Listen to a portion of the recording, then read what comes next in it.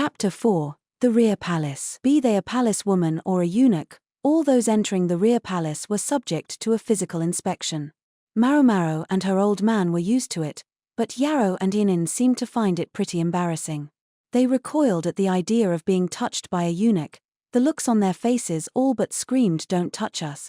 Luo Men finally gave up and summoned one of the rear palace women. "This is the only time," he advised them. "Yes, sir," they said. At least it looked like they weren't going to argue with him.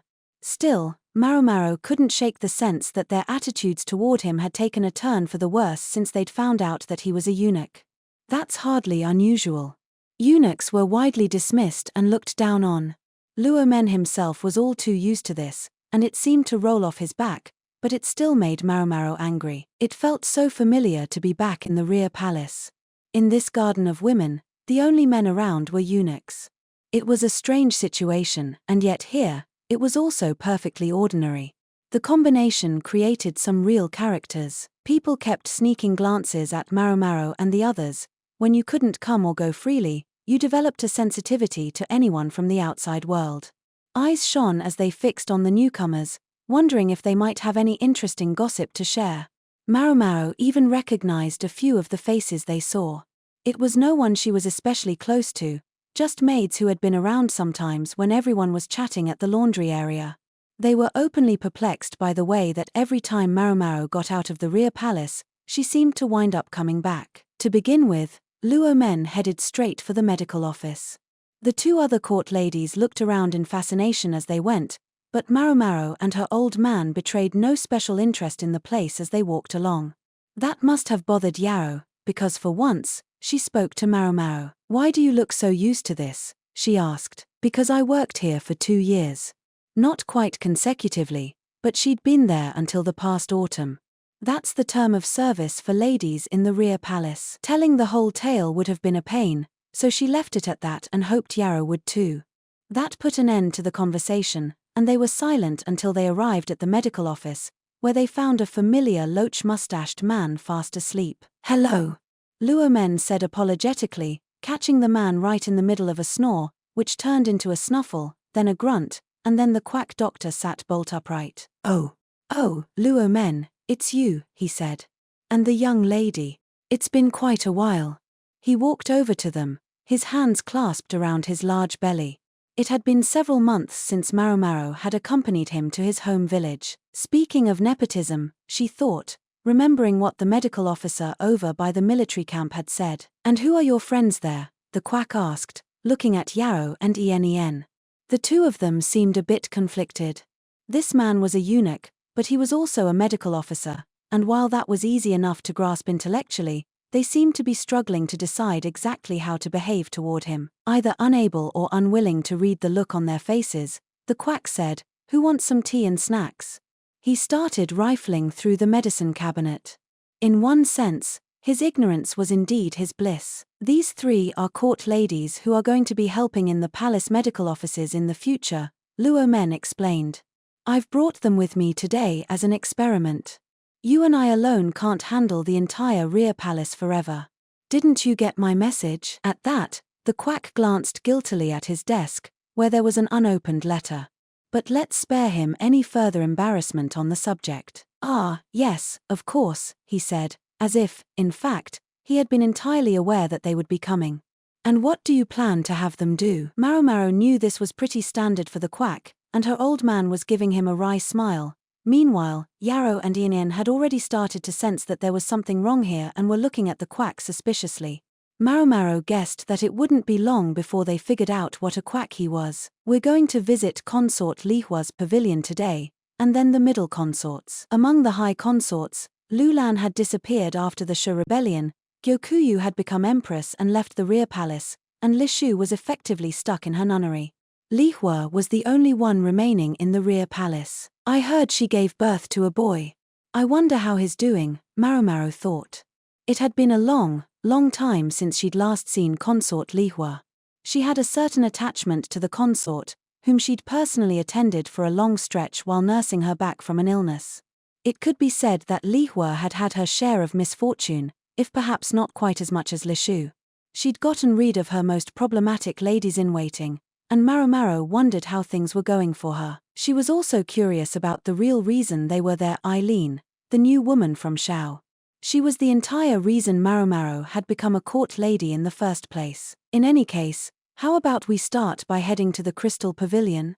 Luomen said, and then they were off. Since they were visiting a high consort, they were accompanied not just by the doctor, but by other eunuchs who acted as bodyguards.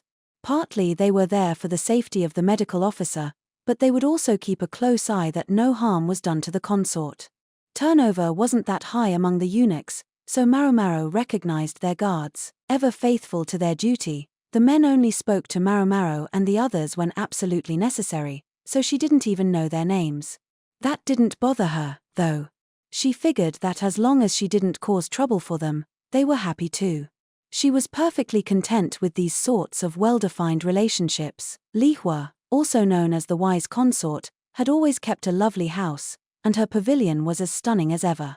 Now there were roses everywhere, a legacy of the time Maomao had borrowed a building on the grounds of the Crystal Pavilion to grow some. She'd given the consort all the flowers she hadn't used, and they had been planted all over. Maomao had grown only white roses, but the groundskeeper must have considered the colorless flowers a bit sad, for now there were red and yellow roses, and even a vibrant green variant. They could have renamed the place the Rose Pavilion. Maomao was only sorry they'd come near the end of the flowers season. The lady-in-waiting who had come to greet them saw Maomao standing in the pavilion's entryway and let out an eep. Apparently not all of the old ladies-in-waiting had left, for several of them wore undisguised looks of distress when they saw Maomao. They never did cease to treat her like some kind of monster, and Maomao got the feeling that it was earning her renewed suspicion from Yarrow and Ian. For that matter, even her old man was looking at her, his anxious eyes asking, "Did you cause some kind of trouble even here?" They were shown into the inner chamber, not the bedroom but the reception room. A few minutes later, there was a rustle of cloth, and a consort who looked like a gigantic rose herself appeared. She carried a plump young baby in her arms, its mouth working open and closed gently. There was a faint aroma of milk in the air, suggesting she had been feeding the child until a moment before. Consort Li Hua wore only a touch of rouge on her lips and no whitening powder on her face. She had such lovely skin that she hardly needed it to make her look more pale. Maomao and the others followed the example of Luomen and the quack in how to greet the consort. Maomao was pleased to find her looking so healthy. The child in her arms had a fine pallor as well, and was now well past the age at which the former crown prince had died. Remembering that there really should have been another rambunctious young boy running around brought a pang of sorrow to the heart. Empress Gyokuyu's son was now the presumed heir apparent, but the little boy in consort Li Hua's arms would be the next in line, unless they're still treating Jinshi as the heir apparent. The thought of the succession disputes that could arise gave Maomao pause, but at the moment she was just happy that the child seemed to be doing well. There's no need to spend too long on greetings. Could we go straight to my checkup? Li Hua said, passing the baby gently to Maomao. She was a little taken aback to suddenly find an infant in her arms, but the boy, unbothered to be held by a stranger, stuck his thumb in his mouth and smiled. Babysitting isn't really one of my talents. Maybe Li Hua wanted Maomao to see the child. To know that the consort, who had been like an empty shell after the death of her first son, had given birth to this beautiful, healthy boy. Knowing that, who could fail to cherish him? The new ladies-in-waiting who'd been brought into the Crystal Pavilion proved quite good at their jobs. A chair was brought so that Maomao could hold the child securely, and a cup with a piece of absorbent cotton in it was prepared. If the child wanted some water, Maomao could put it to his mouth. Meanwhile, Luomen began consort Li Hua's exam, taking her pulse. The quack stood by smiling, not doing anything in particular. In his place, Ian passed Luomen any tools he needed. Maomao took a good look at the child. There was a bit of sweat around his neck, maybe because it had gotten rather warm. Other than that, she saw nothing out of the ordinary. He was the picture of health. She whispered as much to the grinning quack, who passed the message on to her father. Luomen seemed not the least bit surprised. He told the quack to get some medicine for sweat out of the medicine cabinet. The most important thing was that the child was growing up healthy, but Maomao couldn't shake the sense that Yarrow was glaring at her the entire time she held the baby. After consort Li Hua, they went to see the new middle consort from Shao. There were 3 spare high consort pavilions available, But Eileen didn't live in any of them. Like the other middle consorts, she'd been given a more modest building to herself. So she wasn't getting any special treatment. It was located slightly east of the center of the rear palace, and looked like it hadn't been used for a while. The scenery around it was a bit desolate. The ladies-in-waiting who came out to greet them smiled broadly at Maomao and the others and showed them inside. There were 5 of them, a pretty average number for a middle consort. "Hello." They were greeted by the new consort, a woman with golden hair, wearing a wide-sleeved robe, probably an unfamiliar outfit for her. She was voluptuous and tall, her skin so pale it seemed almost translucent and her eyes the color of the sky. Certainly an appearance that made her stand out from the crowd. You can understand why they thought they would make it in here on their looks alone, Maomao thought. Even if Jinshi had shown them up when he put on women's clothing. Anyway, it hardly mattered. Eileen had finally achieved what had then been her objective, to enter the rear palace. When she had arrived, she had not spoken well of the other former emissary, Ayla. Had they had a falling out sometime during the last year? They certainly looked like they got along well enough. Maomao knew that women's friendships could be fragile and easily broken, but she couldn't help wondering what had shattered this one. She knew better than to ask, of course. Eileen reclined on a couch, watching one of her ladies prepare tea. She certainly checks all His Majesty's boxes. Notably, the curves. Foreign women tended to look older than they were, and Maomao had heard Eileen was only in her late 20s. The emperor could certainly be energetic after dark, but Maomao also knew he was a sharp thinker. He had 2 perfectly healthy sons already, he didn't need to be in a rush to add a third. For that matter, if he had a child with a woman who had come seeking political asylum, it could be a source of much diplomatic strife later, and there's enough sources of that already. Maomao looked at the woman with whom Lahan had been so pleased to chat out west. At the moment, she sat demurely sipping her tea, but it was impossible to say what thoughts she harbored in her inmost heart. The lady-in-waiting beside Eileen tasted the tea for poison and then poured it for the visitors.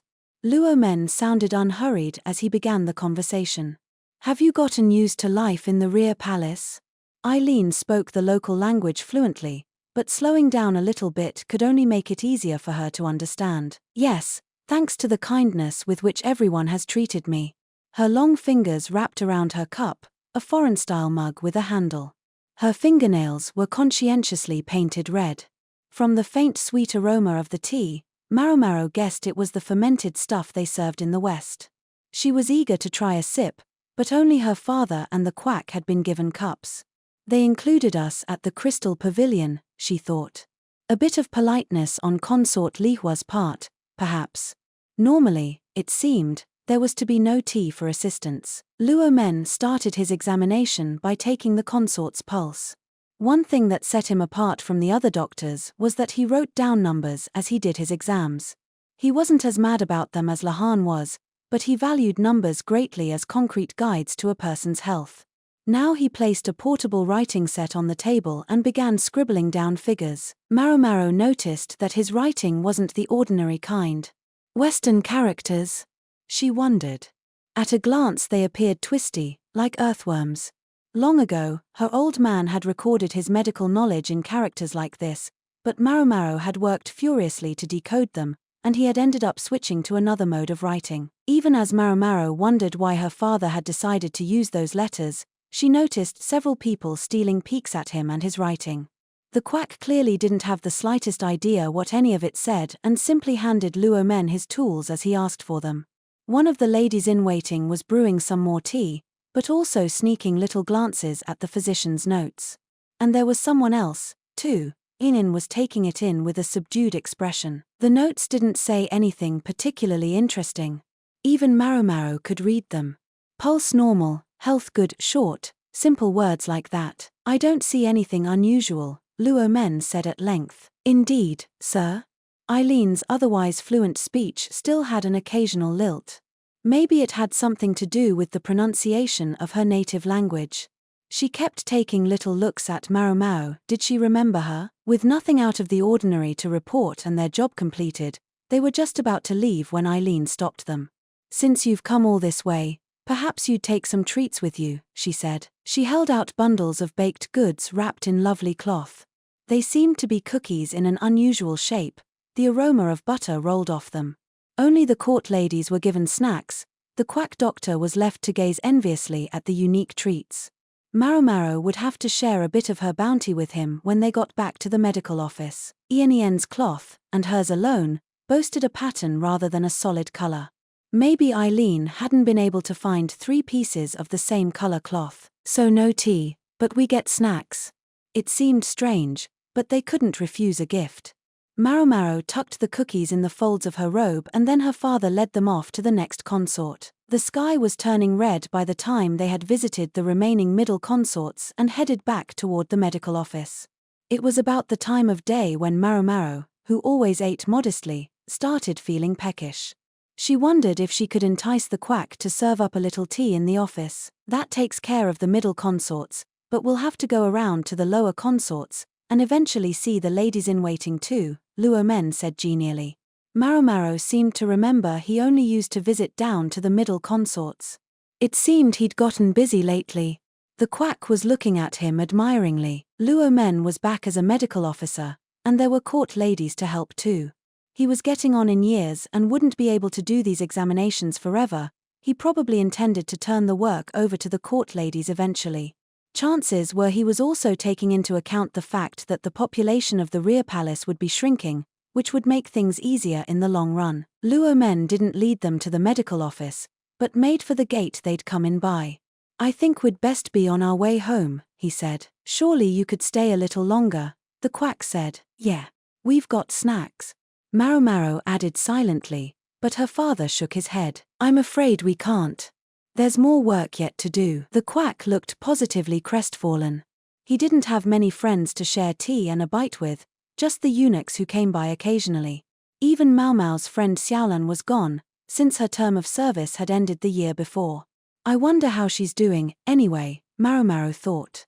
Xiaolan was a sweet girl and had found herself work in a good part of town. Maomao thought maybe she should send her a letter soon. The quack doctor was still looking sadly at their treats, so Maomao took hers out, intending to share some. She stopped when she noticed something odd. The cookies were essentially cylindrical in shape, and there seemed to be something inside them. She grabbed at one, managing to extract a small piece of paper. There was one in each of the cookies. What's this? She slipped the snack back into her robe and left the rear palace. As for the distinctly disappointed doctor, she decided to pretend she hadn't seen him.